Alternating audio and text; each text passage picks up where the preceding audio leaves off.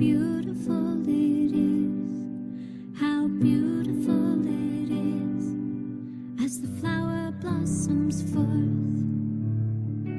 You are becoming the song of your heart.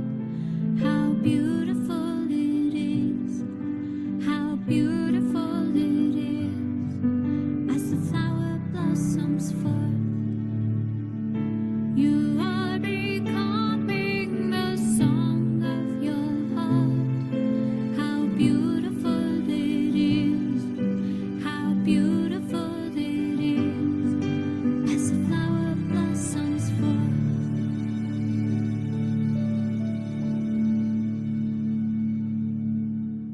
Feel the earth in your toes. Oh, my child, you'll never know what tomorrow brings. So sing, sing, sing. You are becoming the song of your heart. How beautiful it is, how beautiful it is, as the flower blossoms forth. You are becoming the song of your heart. How beautiful it is, how beautiful it is, as the flower blossoms forth. You are becoming the song of your heart. How beautiful it is, how beautiful it is.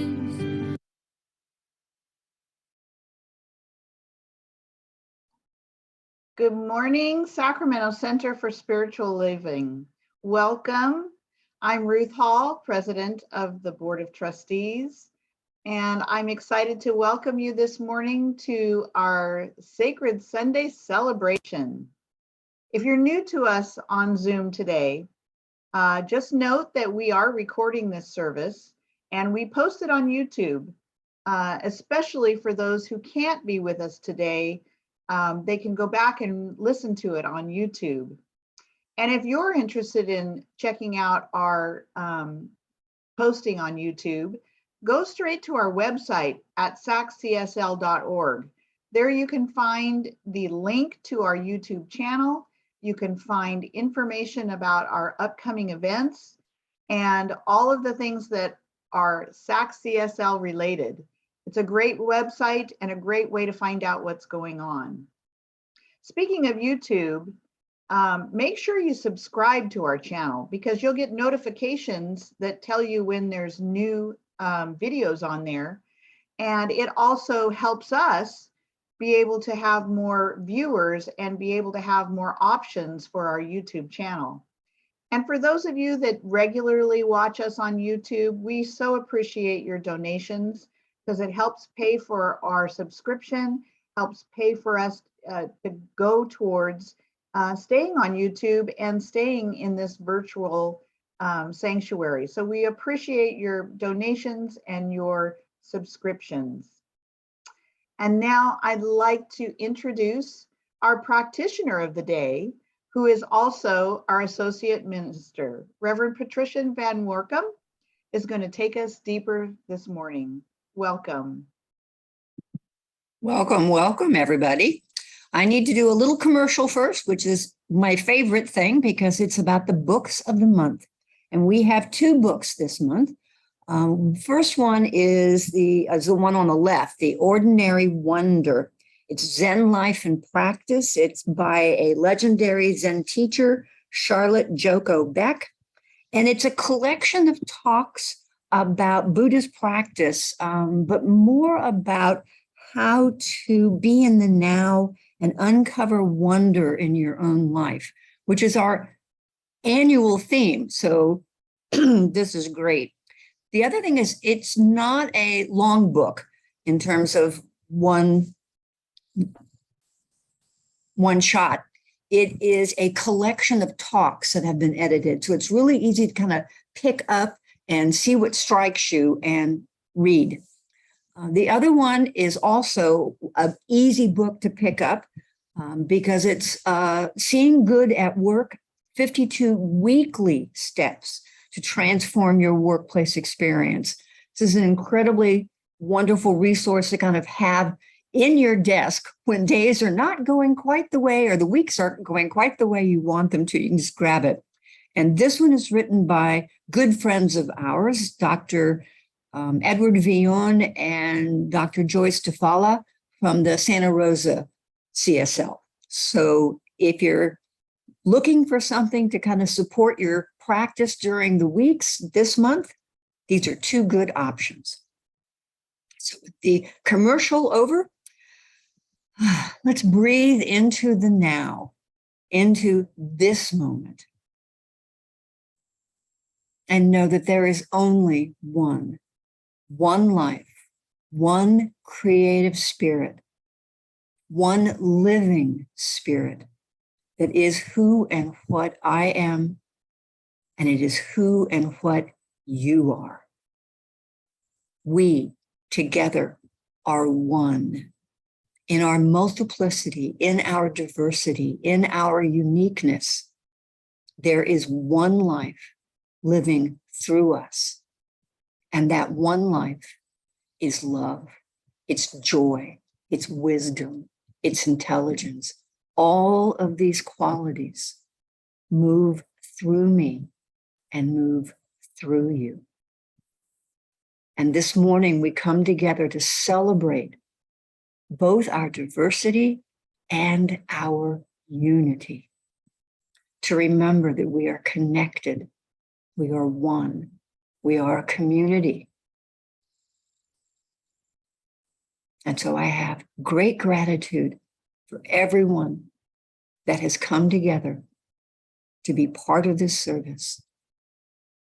And you who are listening are part of this service. You are integral, critical to the community that we create.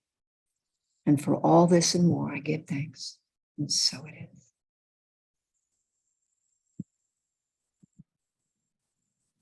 And now we have our readings. And they're fun ones this week. From Dale Carnegie, people rarely succeed unless they are having fun in what they are doing. And from Franklin Roosevelt, happiness is not the mere possession of money. It lies in the joy of achievement and in the thrill of creative effort. And finally, from Robert Louis Stevenson, don't judge each day by the harvest you reap, but by the seeds that you plant. And now, our music, and then afterwards, we're going to be having a wonderful talk delivered by our senior minister, Reverend Sharon Dunn, who is a graduate of the Holmes Institute, and just a heart living alive in the world. I know you will enjoy her talk. So sit back and enjoy the music.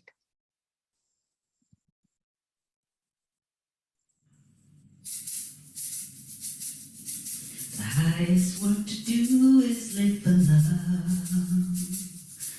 The highest work to do is live for love. When your guiding light feels far, love is right here where you are. The highest work to do is live for love. The highest work to do is live for love. The highest work to do is live for love. When the world around feels dark, love will guide you like a spark. The highest work to do is live for love. The highest work to do is live for love. The highest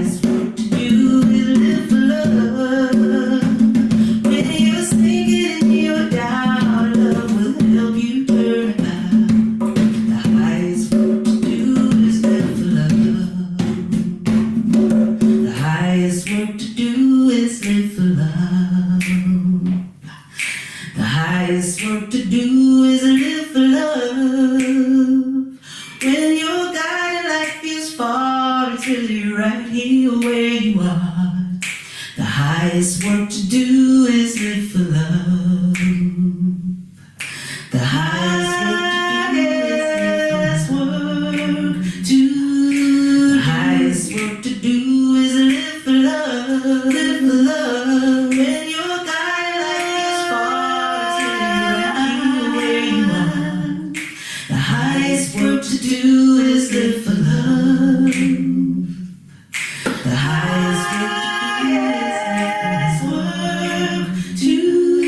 The highest work to do is live for love. Live for love. When your guiding is far till you're right here where you are. The highest work to do is live for love. The highest work to do. The highest work to do is live for love. Live for love. When your guiding is far where you are. The highest work to do is live for love.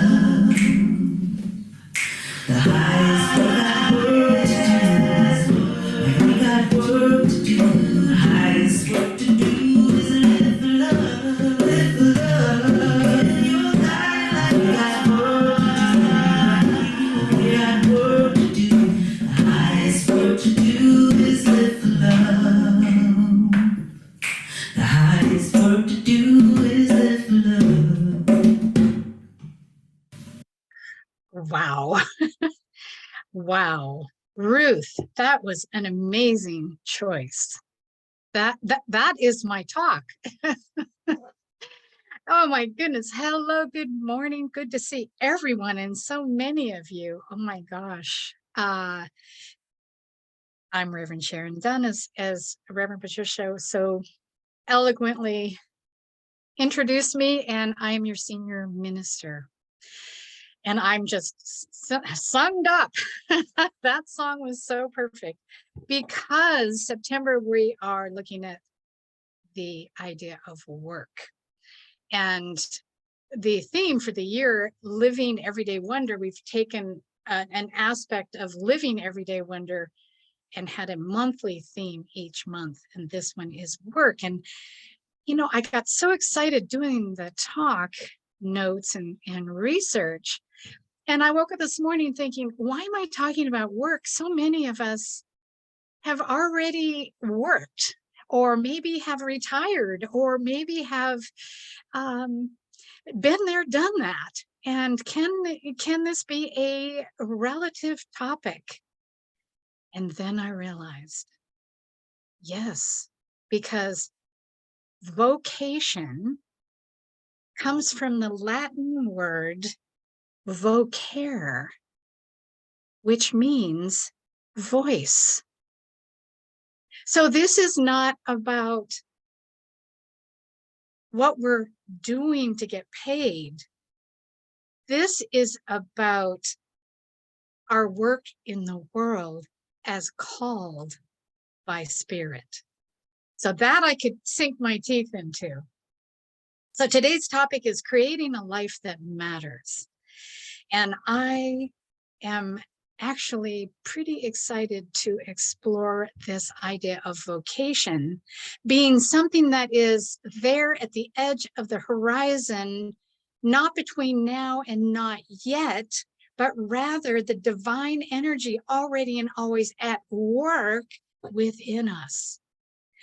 So my own life has been evidence of being called.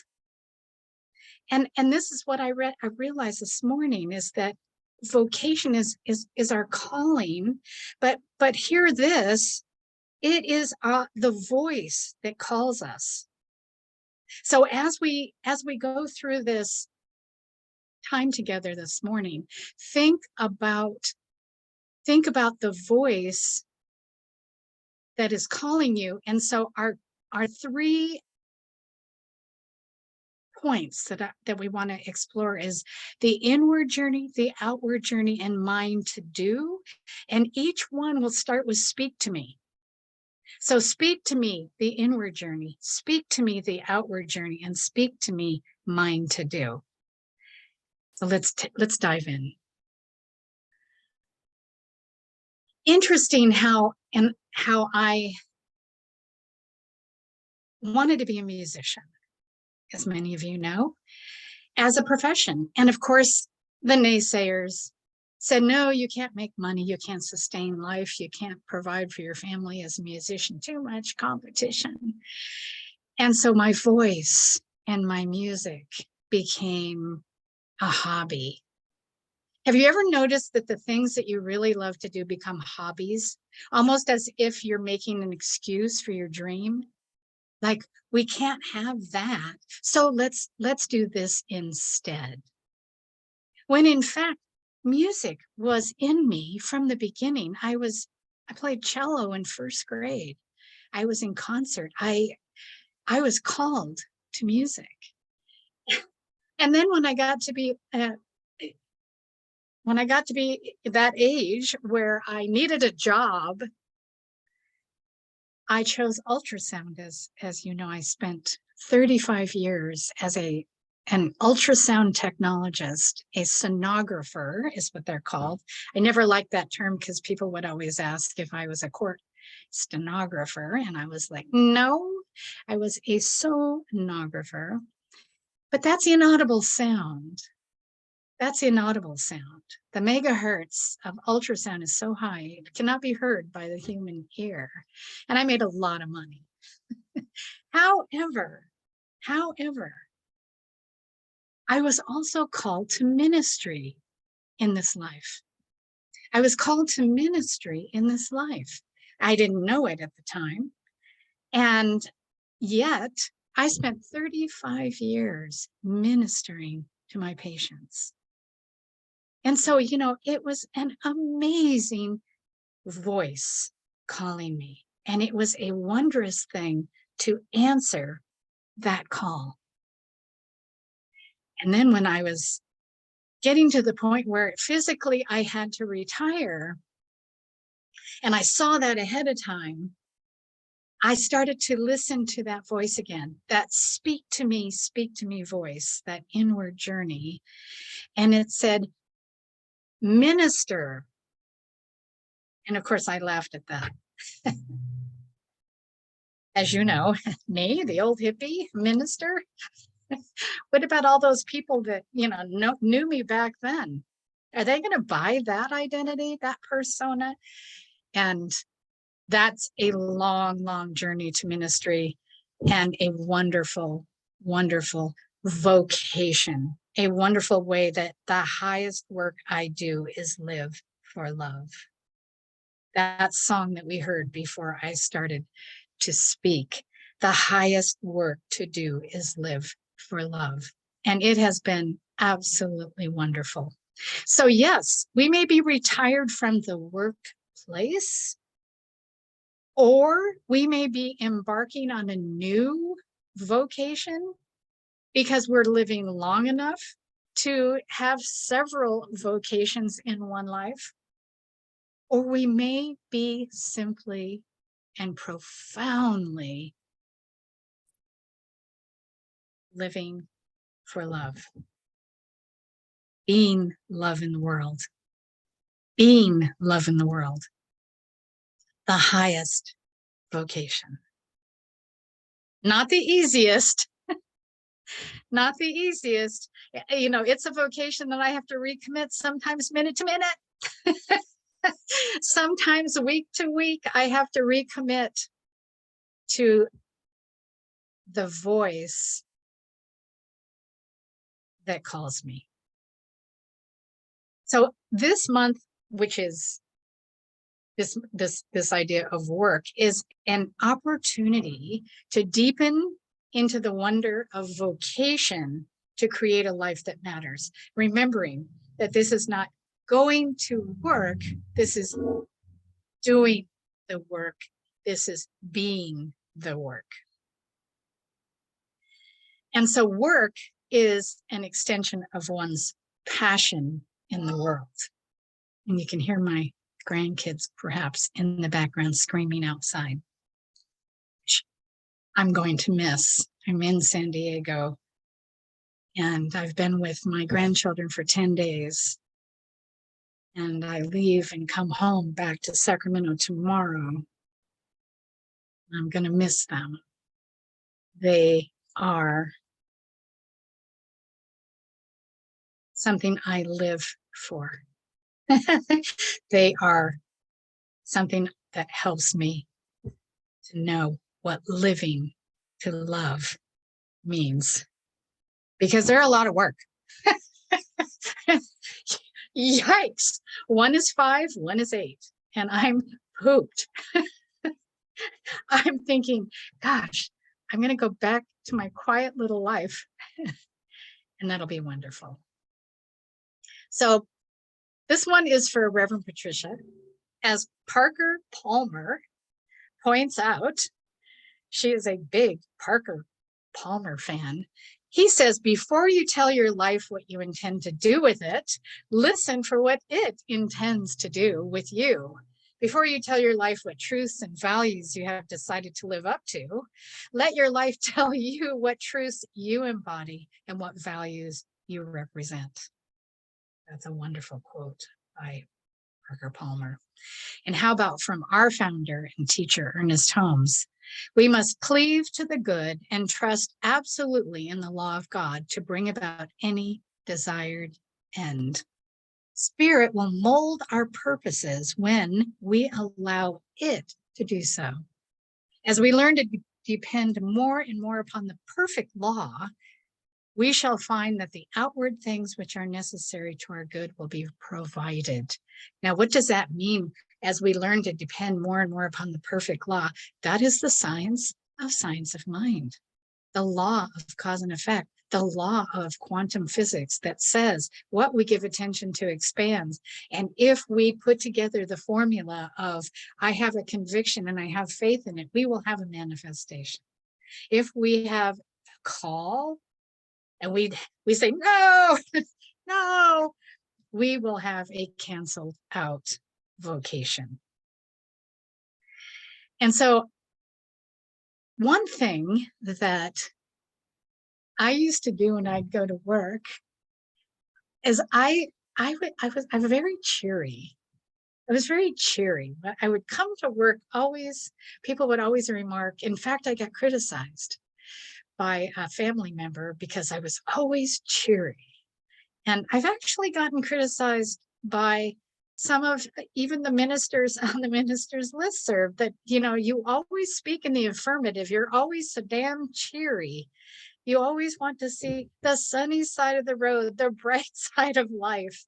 And it doesn't matter what happens in my life. I find that I float to the top every time and take a breath in and continue to swim about joyfully. So I used to come into work singing, and people would be like, oh my God, there she is. But no, they would smile. So this way of being, this idea of being happy with what is in front of you to do is astounding and energizing.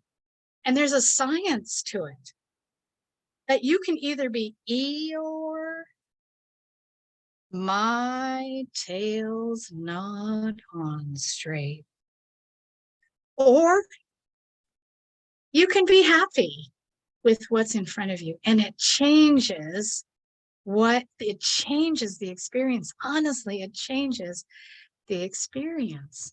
So I used to go in and I used to sing this song that I first heard with Disney, and Ruth is going to show it to you.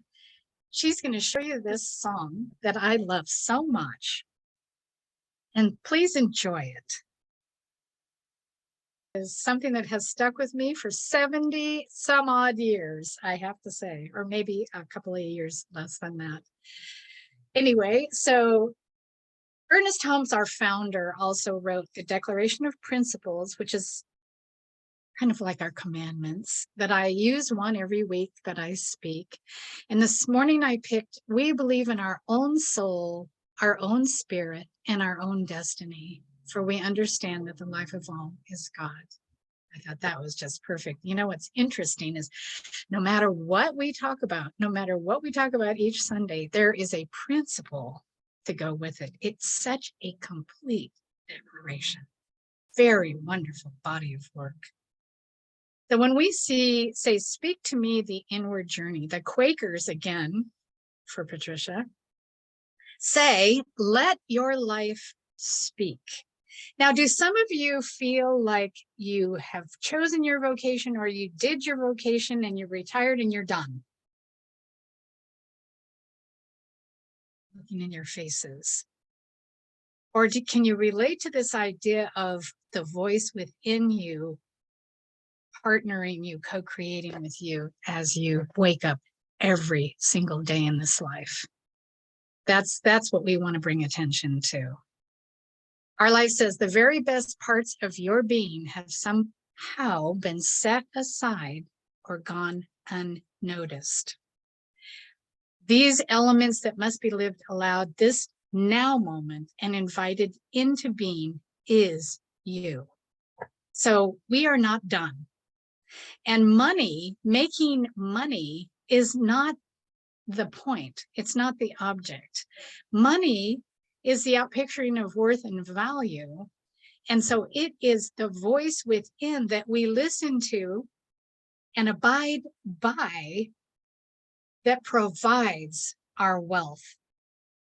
This is a wonderful way to look at this topic this month. So your life never stops speaking to you. Do any of you have a new little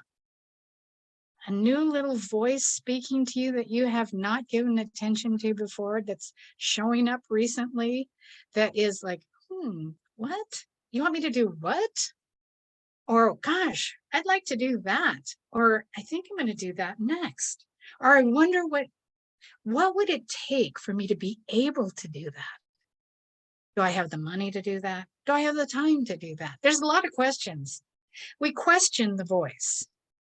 Let's just say, I have notoriously questioned the voice. More like, you're kidding me, right? Or, you want me to do what? It has taken me a lifetime to stop it. It has taken me a lifetime to say, okay, I'm being, the voice is speaking for what is mine to do.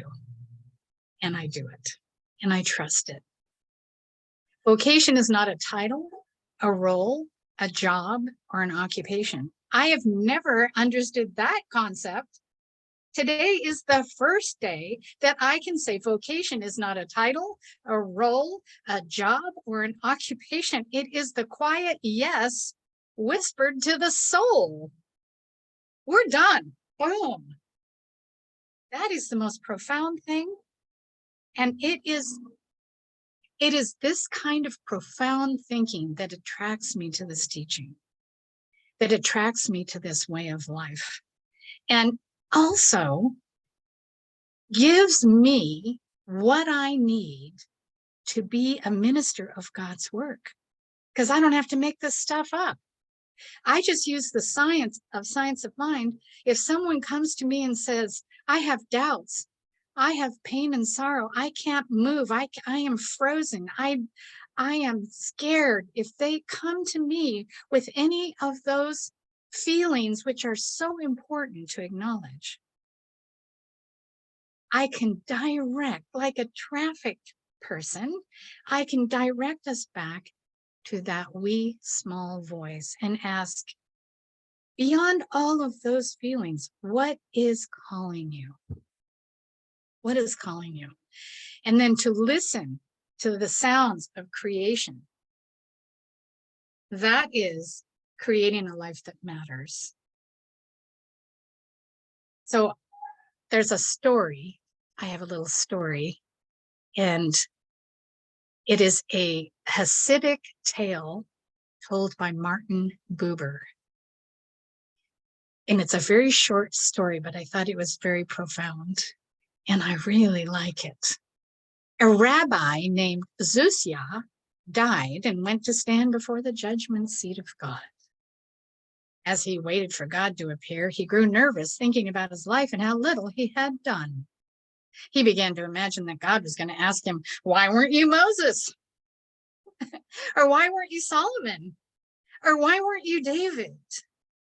But when God appeared, the rabbi was surprised. God asked, "Why weren't you Zusia?"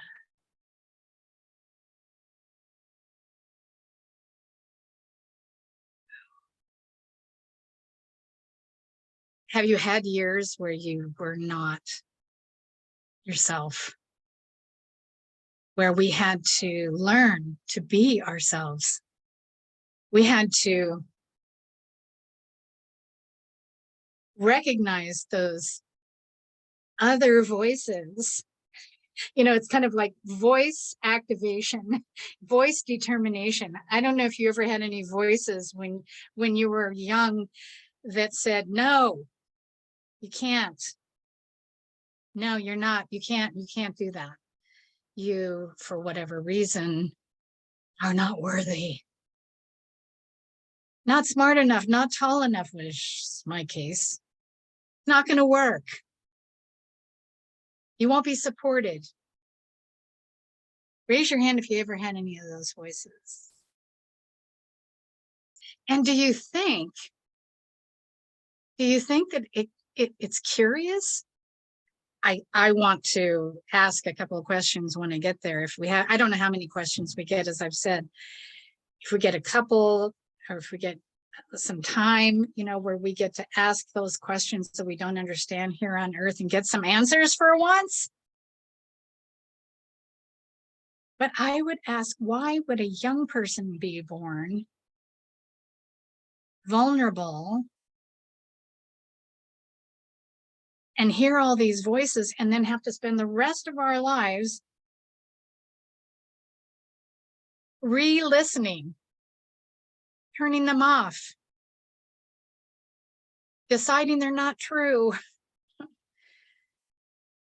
and making room for that quiet? Oh, that's another question. Why such a wee small voice?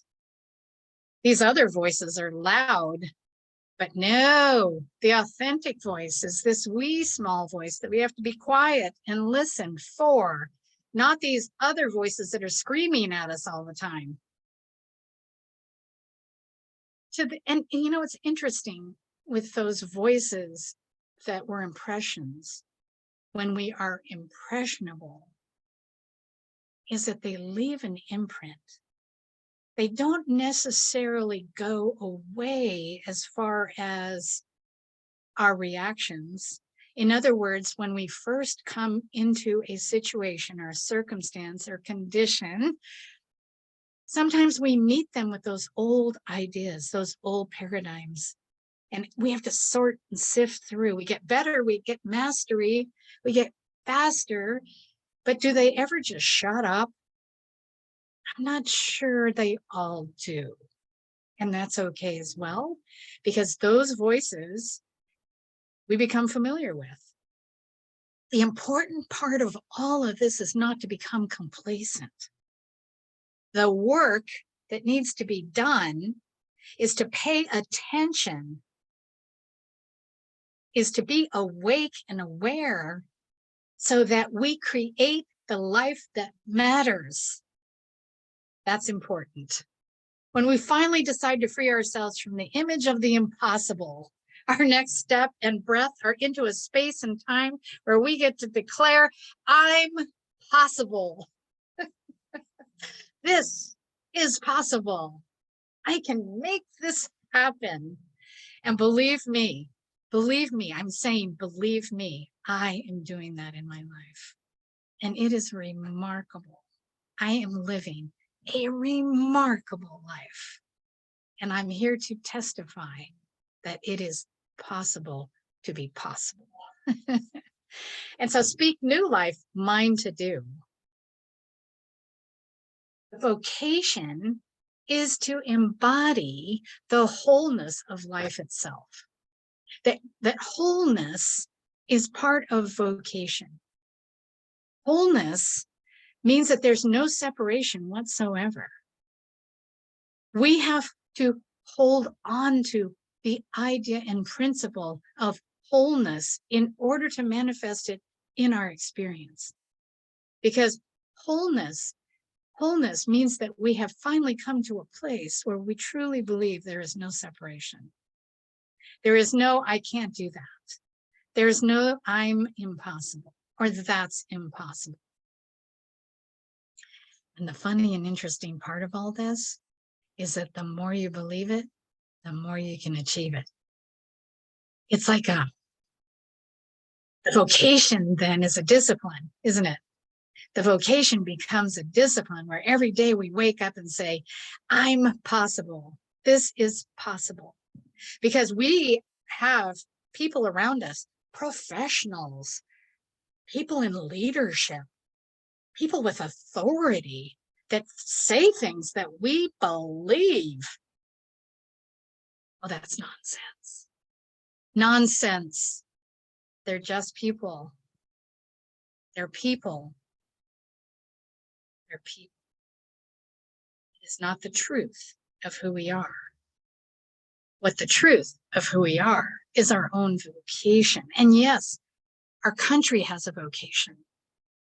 World leaders representing countries have vocations. We have, as the Sacramento Center for Spiritual Living, a vocation. We call it our vision and mission and purpose. We have a vocation, and we will not do anything that does not align with that vocation, with that voice that came to us to put those words together to define who we are and who we are in the world. So this is important, more important than I imagined when I woke up today. And the vocation is the thing you must do once you recognize it. So, oh, Lordy, Lordy, once you know, you cannot unknow. Once you hear it, you cannot unhear it. Now you can argue with God. God, that's happened. That's happened for years. I've had arguments when I first got into ministry, and so many things happened. It was interesting because we're thinking about 9/11, aren't we? The anniversary of 9/11, which is the year that ministry became too much for me. You know, that year that 9/11 happened, I was in ministerial school, and my family, 5 members either died that year or were diagnosed with terminal illnesses. And I just went, I can't. I am not minister material. And for 7 years, I TA'd foundations for Reverend Joan Stedman. And then the voice became so loud that I could do nothing but listen to it and do as you're told. Do as you're told. And I went back to school, and I made the decision that no matter what, I was not going to deny my calling. And thank God. And that's not to say that things haven't happened. My goodness, ministry from that point on was a lot of, oh my goodness, you want me to do what? When? What? You want me to move here and do this and what? But I just keep going. I keep going, and look at all of you. Look at all of you. We are a spiritual community. We are the vocation in God's heart. We are a voice answered. We are answered prayer. We are amazing. We are a family of people who believe in the principles of this teaching and want to, what? The highest work to do is live for love. And that's what we're doing in the world. And this idea of work life and the life grounded in vocation closely resembles the Buddhist concept of right livelihood, doesn't it? which encourages engagement in compassionate activity and work to make a living in a supportive and constructive way. Make a living. It doesn't say make money. Now, I never separated those two. Make a living, doesn't that sound immediately like you're making money? Or is it just me? Raise your hand if making a living sounds like making money. But actually, if we look at it differently, we're thinking about making a living is living for love. That's a whole different concept. And, you know, it might very well attenuate the sound of the wee small voice. In other words, when we open to this idea, we might get it's like wearing hearing aids. My son gave me these AirPods, and because he saw me with my wire headset attached to my phone, and he went, "Mom, you got to upgrade." And he's got me on these AirPods, and it's kind of like that, you know, when we start listening, my goodness, we amplify the ability to hear that which is being said to us from our Dharma, from our soul, from the reason we come here, right? So Mary Oliver, one of my prayer partner's favorite authors, says, be determined to do the only thing you can do. Determined to save the only life you can save. And to speak new life, you must be willing to engage wonder as a lens to determine how work can become a meaningful, supportive spiritual practice. Then the idea of us living this wonder for the whole year, hasn't it been wonderful? Because living from a place of wonder is almost like living from a place of receptivity. It's almost like just being this open vessel for spirit to be magnificent in our life. And don't we need that in our world? Don't we need that? So creating a life that matters is the integration of work and vocation. And I'm saying work, meaning what we do in a day. That's why I love the video from Disney, Whistle While You Work, because sometimes what we have to do in a day is boring, or we think it is. And you know, if we think it's boring, guess what it's going to be? More boring. But if we think of it in a mindfulness practice, and I've been doing that because this whole week, or it's really been 10 days, I noticed that I stood at the kitchen sink for 90% of the 10 days. Getting meals ready, cleaning up the meals, packing a meal, cleaning up after packing a meal, then making a meal, and on all day long. I just fed them. And they're hungry. 5 minutes later, they're hungry. And I could have had a resentment, but instead I looked at that and I thought, wow, I don't remember as a young mother how much food my children consumed. But I guess they're growing, and you just have to keep feeding them and feeding them and feeding them and feeding them. But that's cool because that's how they grow. And it's exhaustive. But I started to look at it as a pure joy. And I tried some other ideas as well. I tried to make them new things to eat, and they don't want new things. They want to eat the same thing every day. And I took to bribing them. If you would just try this, I will give you cookies. And then it's like getting that food in their mouth and them going like, too, and just spitting it out when I've cooked it all day long. So it's not exactly like you can push your will onto others. You can suggest or make an effort, but really our work in the world is to be mindful, not controlling. It is to be mindful. So in summary, within the heart of humanity is a voice that is always speaking at the intersection of work and vocation. Don't you love that? Within the heart of humanity is a voice that is always speaking at the intersection of work and vocation. Within the voice of humanity. And here's what I realized.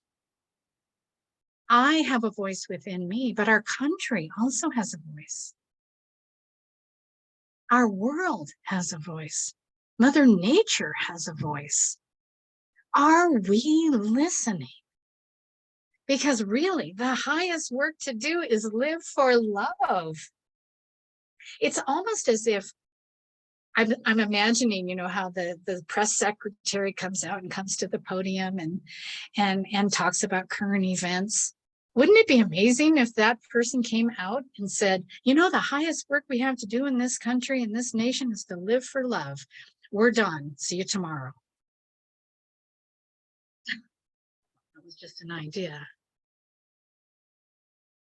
The generative power begins to speak life anew. We have a quote that says, "The place where your deep gladness meets the world's deep need." This is vocation, defined by Frederick Buchner. The place where your deep gladness meets the world's deep need. Is that amazing? Wisely begins not with what the world needs, which is everything, but with the nature of the human self and the joy and meaning that resides in it. Are you thinking that you might look differently at your work in the world? Were you thinking kind of my work in the world is done and I'm just kind of doing what I like to do for the rest of it? Or are you thinking that what is yours to do in the world is as profound as it's ever been? Which is it? The beloved work of everyday wonder that points us towards our soul's journey, profession, and charge that pours out of us into the world, embodies us in a life that matters. And my prayer today, as we pray, is a little different, because we've talked a lot this morning about when our lives speak to us. So I want you to close your eyes, if that's comfortable for you, and listen to these prayerful words. Speak for me the truth that called me into being. Speak for me my name. Speak for me that which makes me extraordinary. Speak for me that others may hear the call of their lives, beckoning them beyond limitations, weaknesses, and mistakes. Speak for me the fullness of character, the passion, joy, and grace that paves a new way. May the wonder that drew us into this moment become light for our paths and bread for our journeys. And may it continue to speak to us, through us, and for us. It is a mighty work, woven of purpose and unbridled joy that supports us ever and always. Speak for me, a life that matters. And so it is.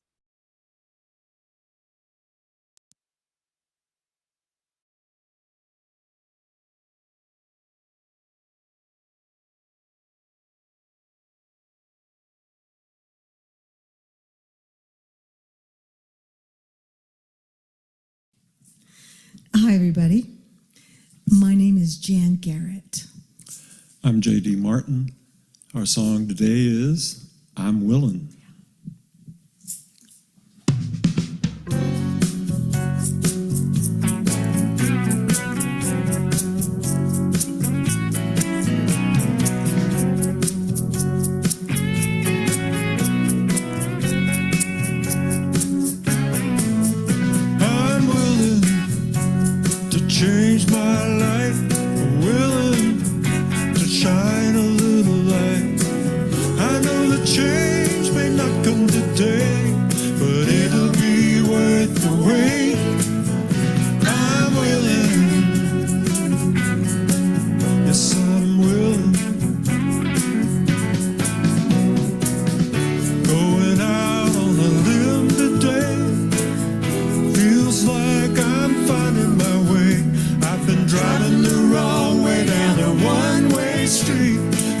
realize I'm in the driver's seat. I'm willing to change my life, willing to shine a little light. I know the change may not come today, but it'll be worth the wait. I'm willing, yeah, I'm willing. I've been spending some time alone, way out of my comfort zone. I can't keep on doing the same old thing and expect it to turn out a different way. I'm willing to change my life, willing to shine a little light. I know the change may not come today, but it'll be worth the wait. I'm willing, yes I'm willing. Life is my teacher, time is my friend. I'm gonna follow my heart to the end. Ain't no stop sign on this road. The further I get, the lighter my load. I'm willing, change my life. Yes, I'm willing. I know the change may not come today, but it'll be worth the wait. I'm willing to change my life, willing to shine a little light. I know the change may not come today, but it'll be worth the wait. I'm willing, yes I'm willing, so willing, yeah. I'm willing, oh yeah, I'm willing. All right. Oh, yes, I'm willing to be who I came here to be. And that's part of what we're doing in this part of the service, which is our offering time.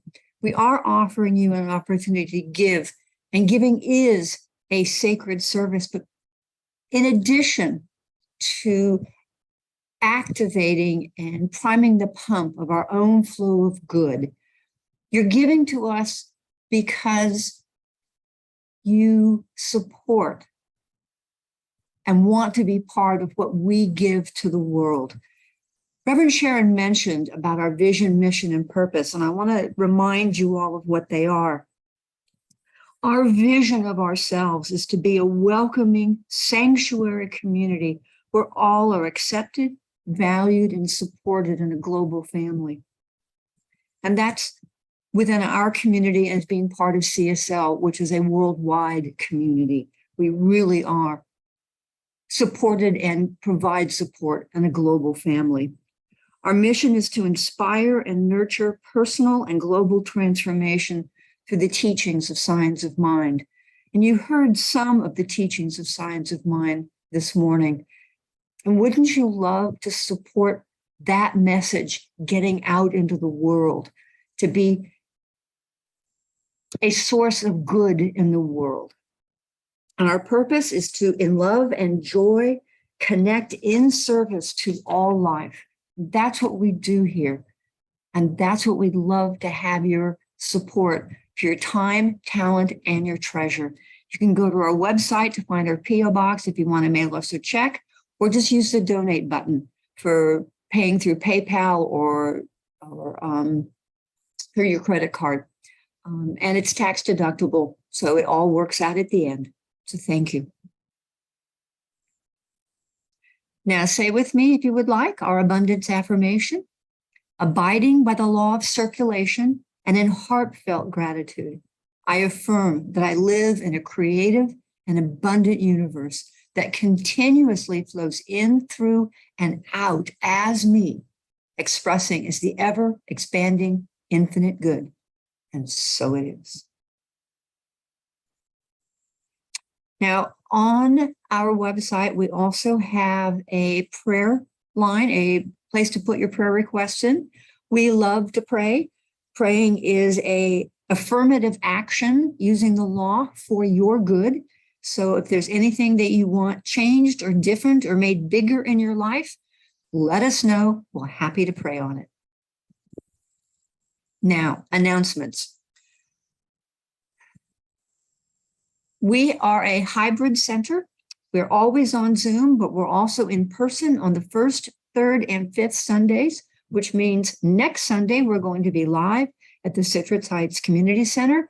I invite you all to join.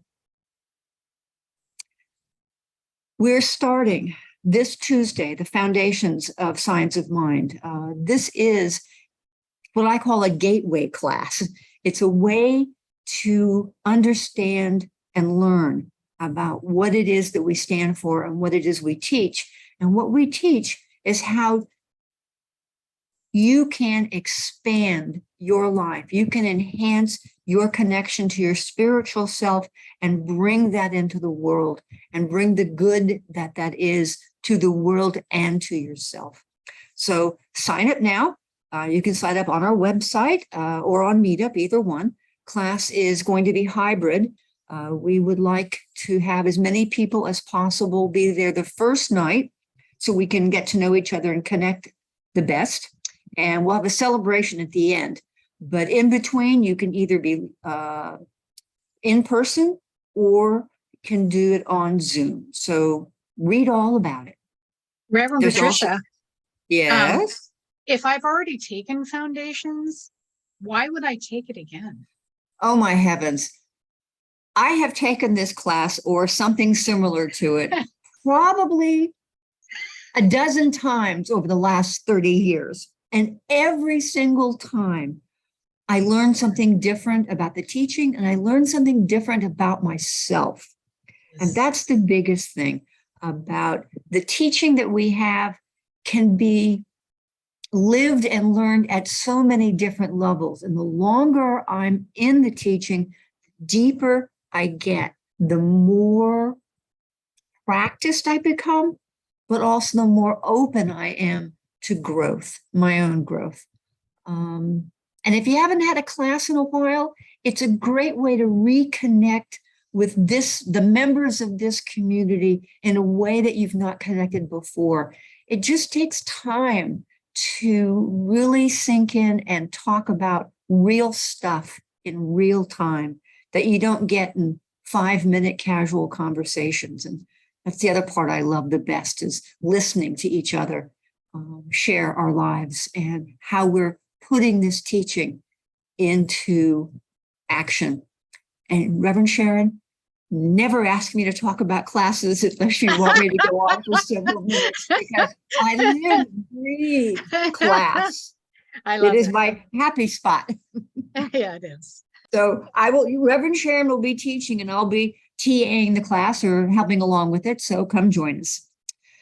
There's a wonderful event coming up. It's World Gratitude Day on September 21st. And a remarkable filmmaker has spent 40 years putting together this film called Gratitude Revealed. And his purpose was to establish a collective connectedness, because after years of disconnection, breakdown, and despair caused by the pandemic, that this film catalyzes a shift in consciousness, showing that through the gratitude mindset, we can break through adversity and negativity. And the underlying message in the film is we protect what we love, and doing nothing is no longer an option. So the Centers for Spiritual Living and the Science of Mind magazine have come together to present this film on its world premiere on September 21st. There'll be more information on the website to include a link where you can get tickets. This is a pretty unique kind of event. It's going to be live, and it's 4:00 on Pacific Standard Time. And it's truly live. You can't pause it, you can't back it up, but you will have access to the film for the next 2 or 3 days. So if you buy a ticket and don't have time or get interrupted, know that you'll have a couple of days to go back and watch it again. I hardly recommend it. Gratitude is one of the most life-changing energies that's around. So take advantage.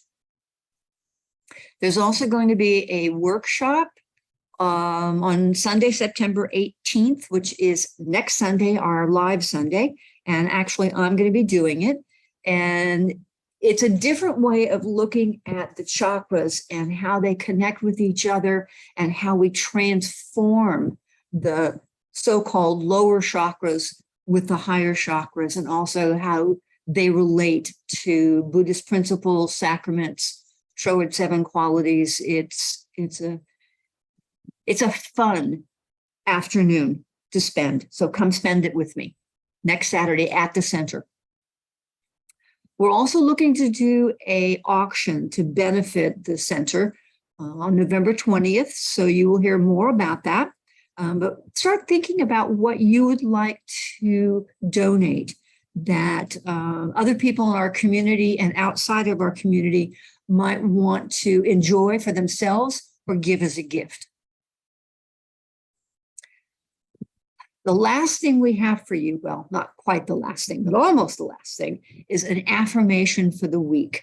And you can just hold this and tell yourself these words, just speak them over and over again to get that energy into your system.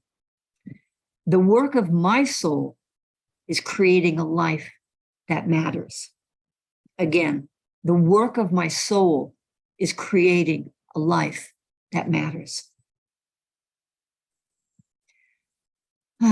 So join with me now.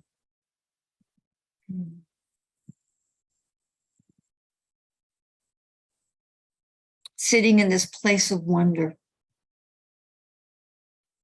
letting the energy of the words that I've heard resonate in my mind and in my soul and in my body. I have great gratitude for the music, the ideas, the fellowship we're about to share, and all that has come to me to awaken my heart and my mind and my soul. For all this, I give great thanks, and so it is. Now we're going to have our closing song, and then we're going to have fellowship time. And fellowship time is not recorded, so please join.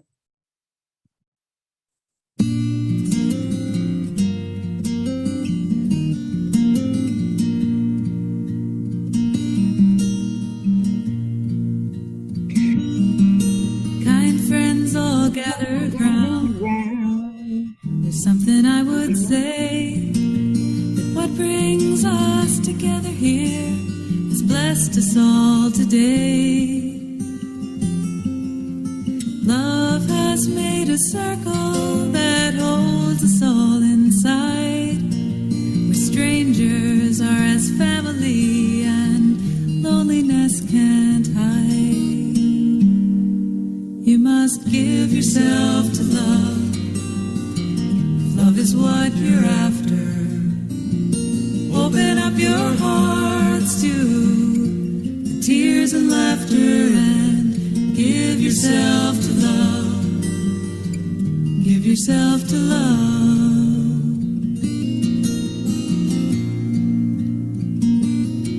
I've walked these mountains in the rain, to love the wind.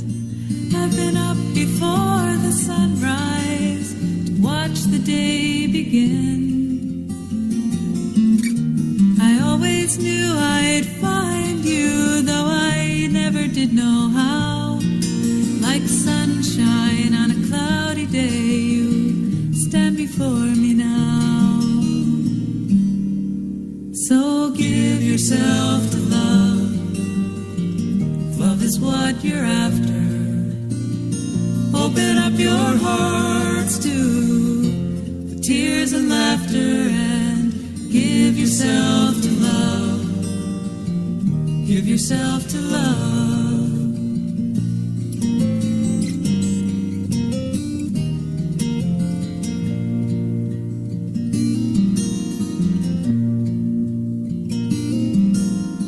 Love is born in fire.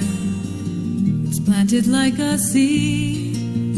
Love can't give you everything, but it gives you what you need.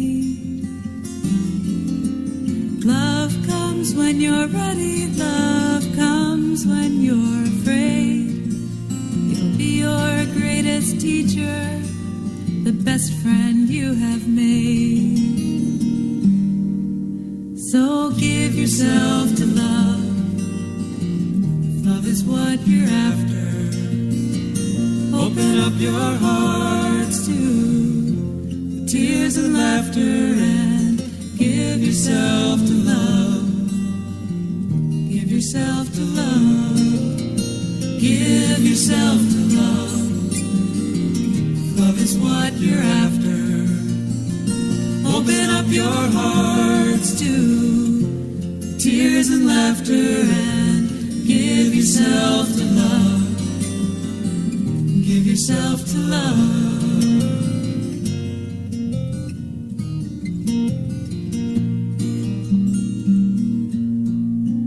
Oh, I love that song. I just love that song.